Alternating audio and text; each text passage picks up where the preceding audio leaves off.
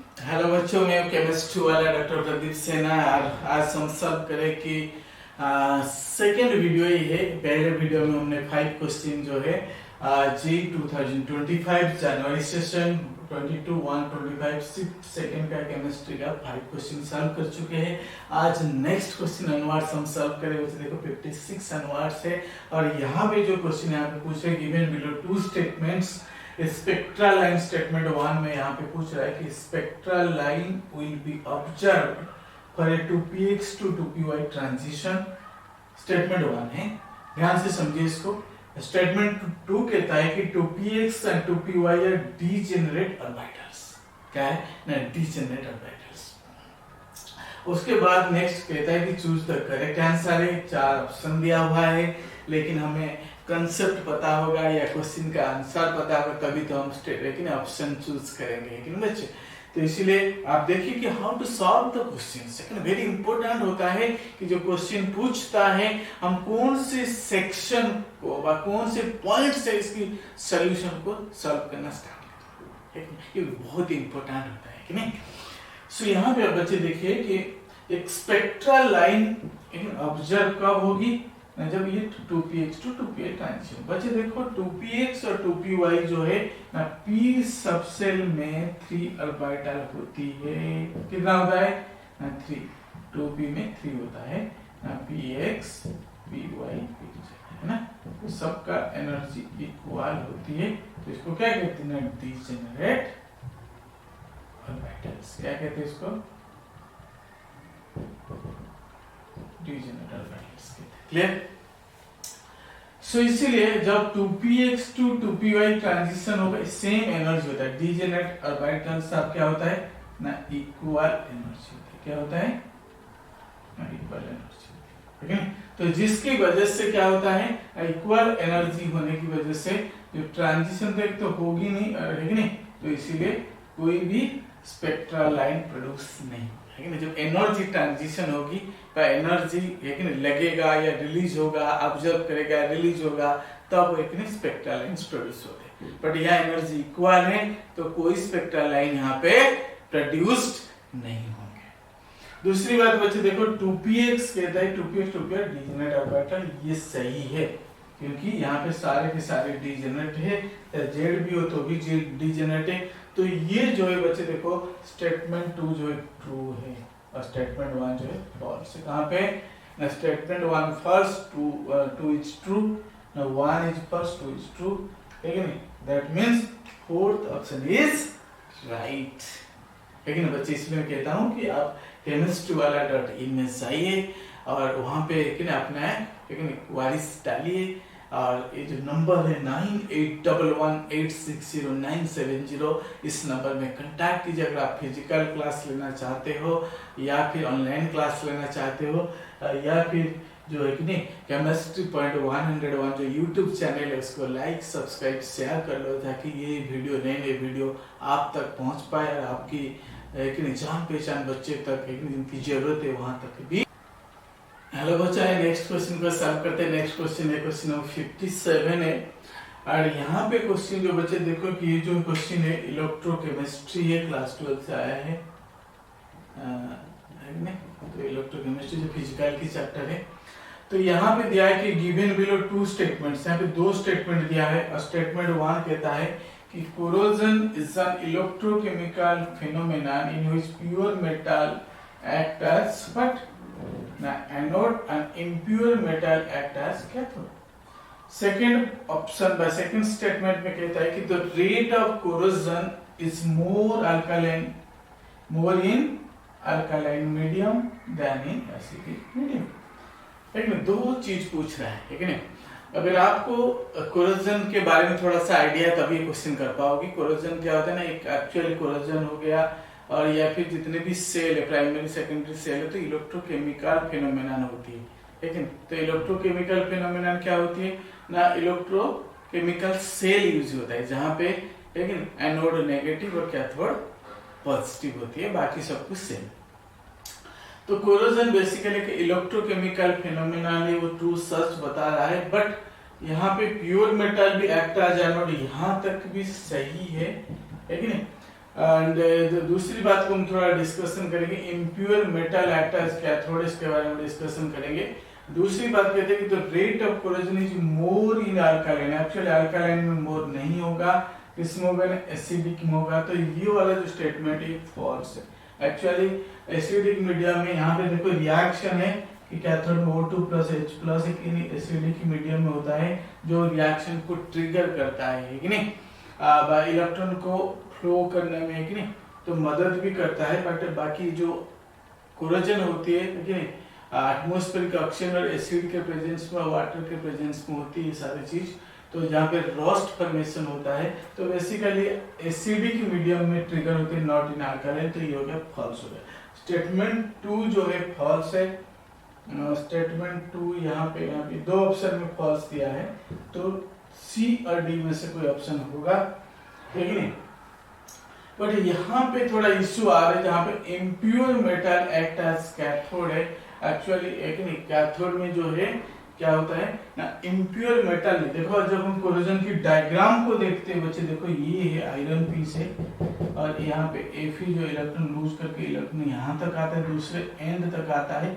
But यहाँ पे क्या होता है, ऑक्सीजन H प्लस की रोस्ट फॉर्मेशन होती है, Fe2O3 रोस्ट फॉर्मेशन होती है। तो इसीलिए ये थोड़ा सा डिलेमा टाइप का दिया हुआ है, इधर हम इसको ट्रू भी मान सकते हैं, फॉल्स मान सकते हैं। बट डिलेमा इसलिए है कि यहाँ पे मेटल तो नहीं है, बट जो एक नहीं, यहाँ पे जो डिपोजिट के बाद बाकी आफ्टर डिपोजिशन इम्प्योर मेटल होती है।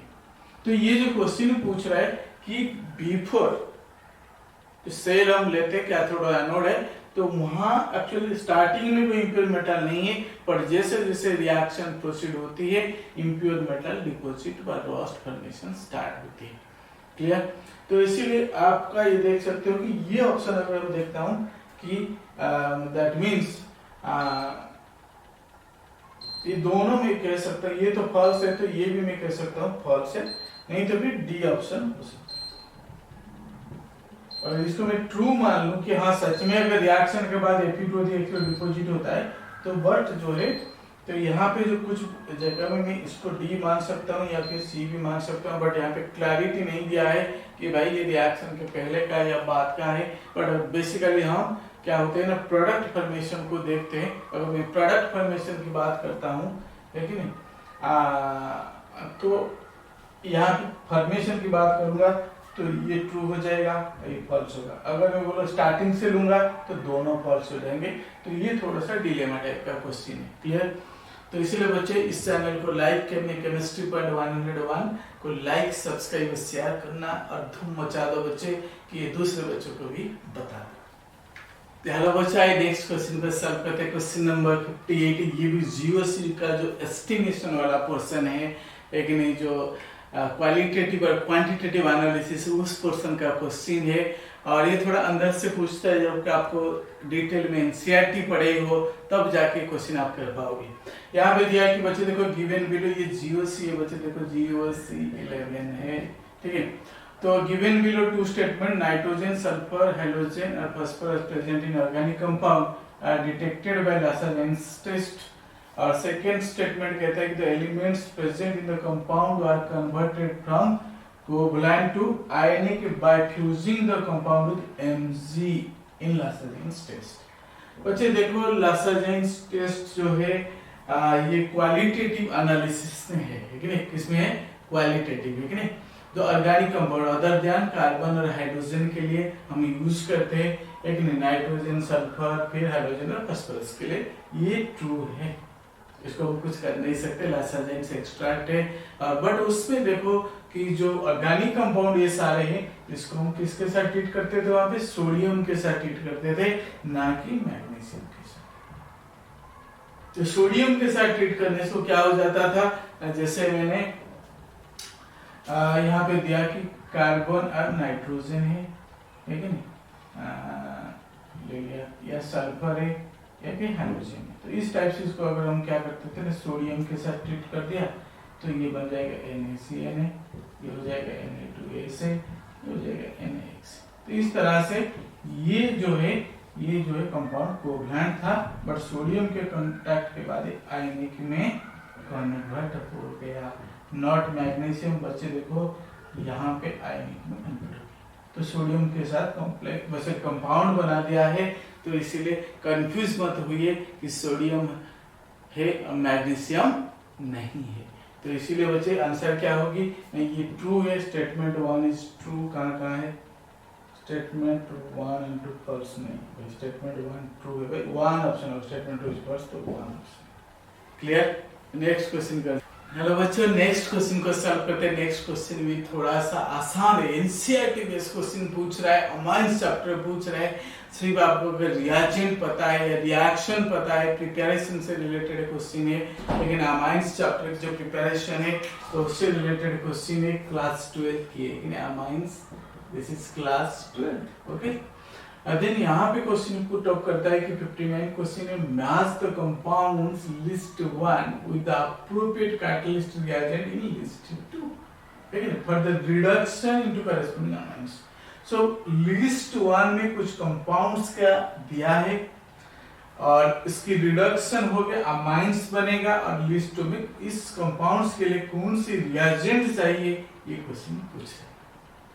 अगर आप एनसीईआरटी थोरोली पढ़े हो और आपको कोई अमाइंस के प्रिपरेशन पढ़े हो तो आपके लिए क्वेश्चन आसान है, नहीं तो आप टटोलते रह जाओगे, तुक्का लगाओगे, गलत होगा, कोई फायदा नहीं होगा, मैं कहना चाहता हूँ, ठीक है।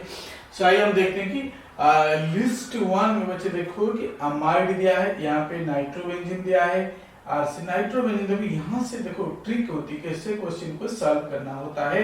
ये दे नाइट्रोबेंजीन से पहला जो रिएक्शन है कि एनसीईआरटी का रिडक्शन ऑफ नाइट्रो कंपाउंड किसमें, इसके साथ आएगी, समझ पाए। पहला जो है इसके साथ ना रिडक्शन ऑफ नाइट्रो कंपाउंड है मेटा HCl,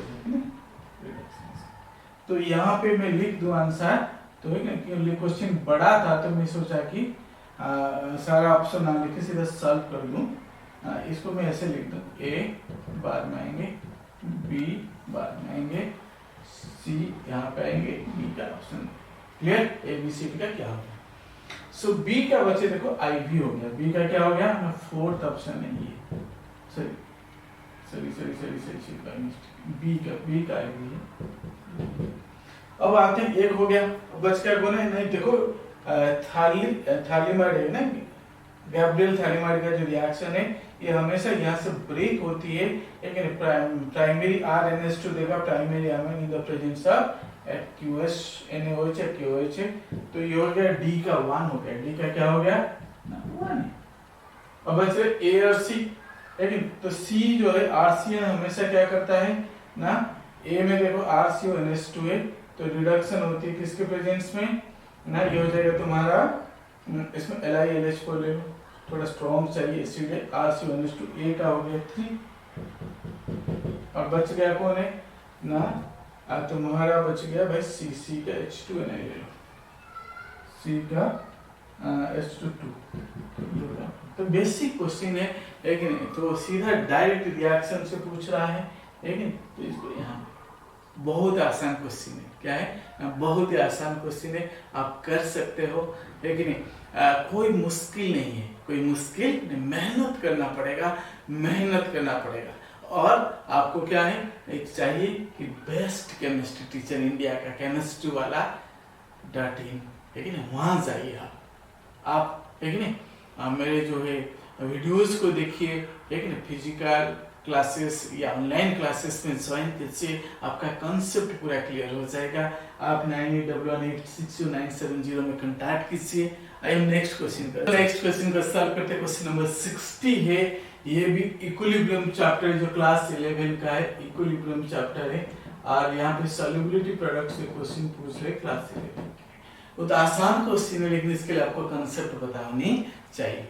तो यहाँ पे पूछ रहे कि मोलार सॉल्युबिलिटी मतलब एस निकालना है, सॉल्युबिलिटी मतलब है कि नहीं कंसंट्रेशन। जिरकोनियम फॉस्फेट कंपाउंड दिया है विद मॉलिक्यूलर फार्मूला यहाँ पे दे दिया है, जो कि बहुत ही आसान है। अगर ये नहीं देता तो मुश्किल है, और ये दे रखा है तो बहुत ही आसान है। आपको क्या निकालना है ना, एस निकालना है।